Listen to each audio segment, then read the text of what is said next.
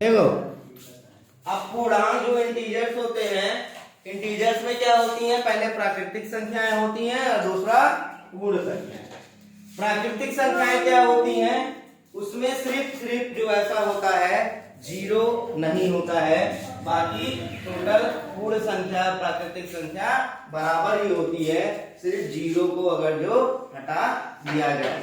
ठीक है, अब देखो, जो तुम्हारी प्राकृतिक संख्या होती है वो जीरो को छोड़कर कहां से शुरू होती है? वन से। अब वन से तुम आगे बढ़ते जाओ चाहे यहां तक, वो क्या होगा? प्राकृतिक संख्या होगा। ऐसे पूर्ण संख्या जो शुरू होती है वो कहां से शुरू होती है?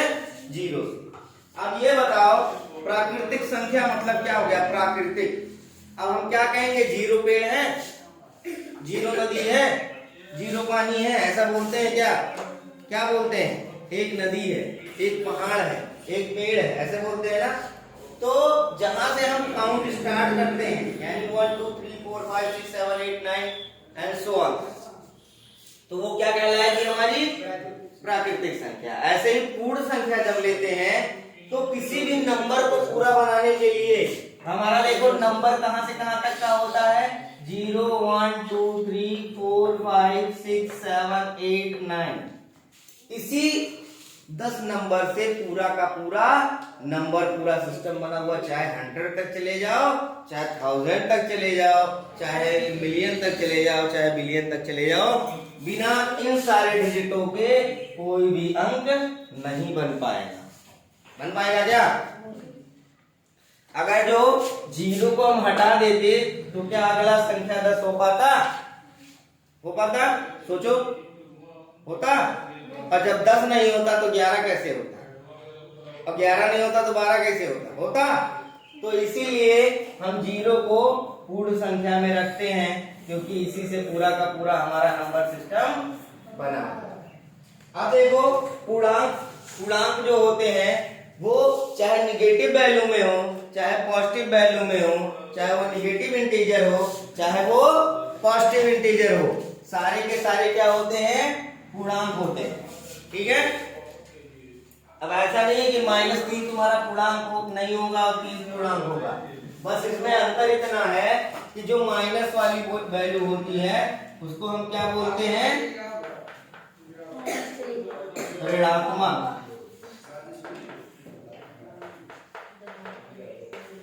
ऋणात्मक पूर्णांक अगर इसमें से छांटने के लिए दिया जाए तो कौन कौन से हो जाएंगे? -3 -2 -1। ठीक है, ऐसे ही तुम्हारे धनात्मक पूर्णांक छांटने के लिए दे दिए हैं तो कौन कौन से होंगे? अब इसमें दूसरा होता है धनात्मक पूर्णांक। अब धनात्मक पूर्णांक देखोगे तो तुम्हारे कौन कौन से हैं इसमें? 1 2 3। ठीक है, ये तुम्हारी क्या हो गई? ऋणात्मक और धनात्मक पूर्णांक हो गई। और एक चीज नोट कर लेना, जीरो जो होता है, जीरो ना तो धनात्मक होता है, ठीक है, ना धनात्मक होता है और ना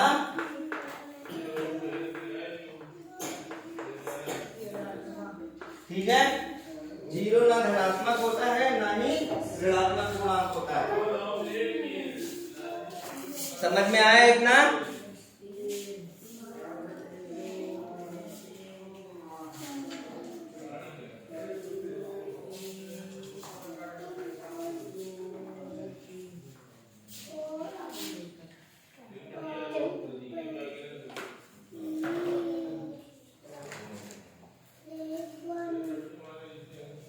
हो गया?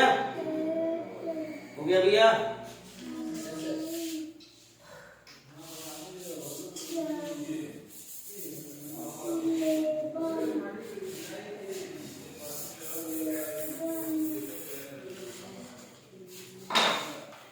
अब देखो क्या कह रहा है?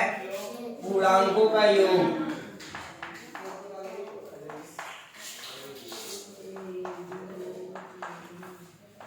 ठीक है, पूर्णांकों का योग का पहला नियम क्या कहता है? पहला नियम ये कहता है कि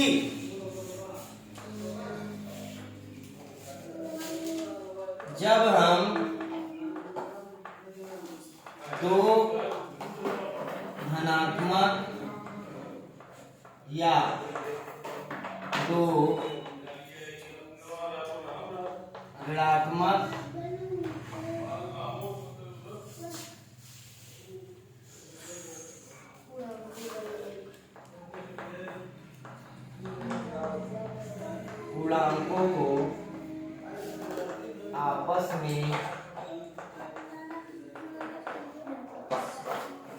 जोड़ते हैं तो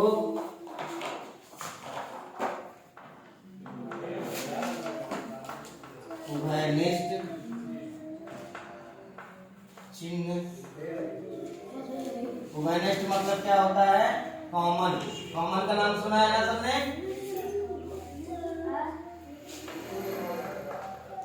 प्राप्त होता है। अब इसका मतलब क्या है ये समझ लो। नियम पहला क्या कह रहा है?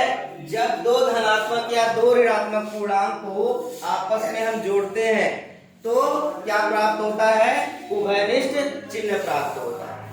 अब मान लो मैं तुमको दो इक्वेशन इसमें दे रहा हूं, एक +2, ठीक है, और दूसरा है +3।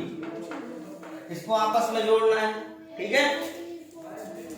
और दूसरा है एक -2 एंड -3, इनको भी जोड़ना है। अब देखो, अगर तुम यहाँ पे +2 और +3 को जोड़ेंगे तो कौन सा चिन्ह प्राप्त होगा? ये भी प्लस में है चिन्ह और ये भी प्लस चिन्ह है, तो ये क्या प्राप्त होगा? +5। यानी उभयनिष्ठ का मतलब दोनों में प्लस था तो क्या आया? प्लस। अब देखो यहाँ पे -2 है और यहाँ पे -3, तो ये क्या हो जाएगा? -5, ठीक है। अब ये देखो दोनों चिन्ह क्या थे? माइनस में, तो हमें क्या प्राप्त हुआ? माइनस। मतलब क्या कह रहा है? जब हम दो धनात्मक यानी दो धनात्मक या दो ऋणात्मक को आपस में जोड़ते हैं तो वो क्या आ जाता है? सेम साइन आ जाता है, ठीक है। सेम साइन यानी कॉमन। माइनस माइनस था माइनस आ गया, प्लस प्लस था क्या आ गया? प्लस आ गया, ठीक है। समझ में आया?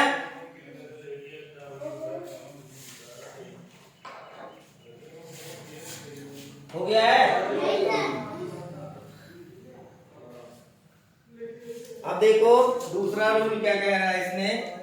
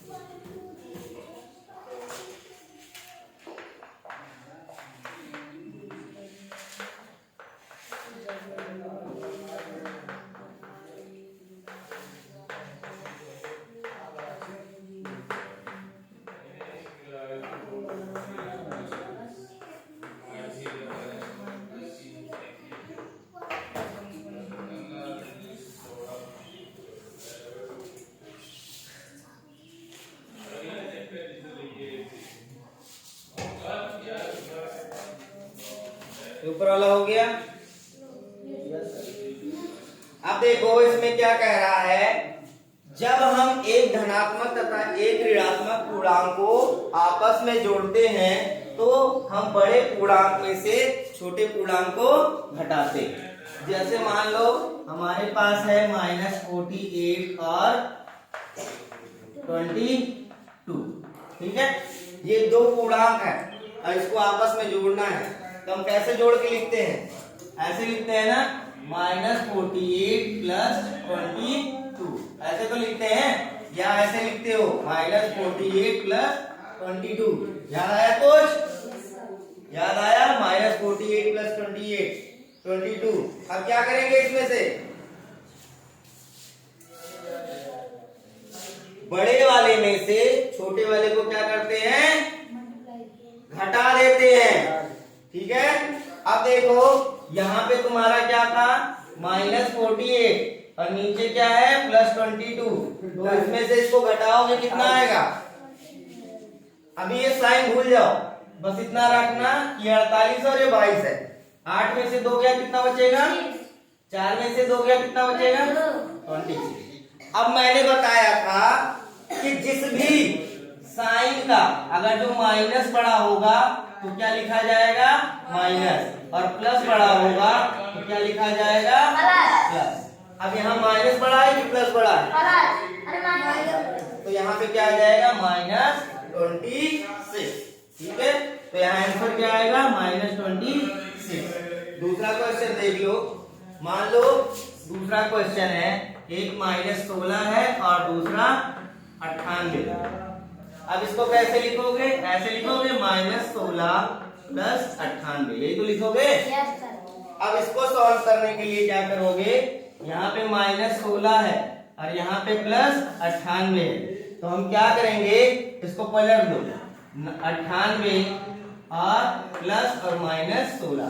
तो हमने क्या बताया था, बड़े वाले में से छोटे वाले को क्या करते हैं, अब साइन भूल जाओ, 8 - 6 कितना आएगा 9 - 1।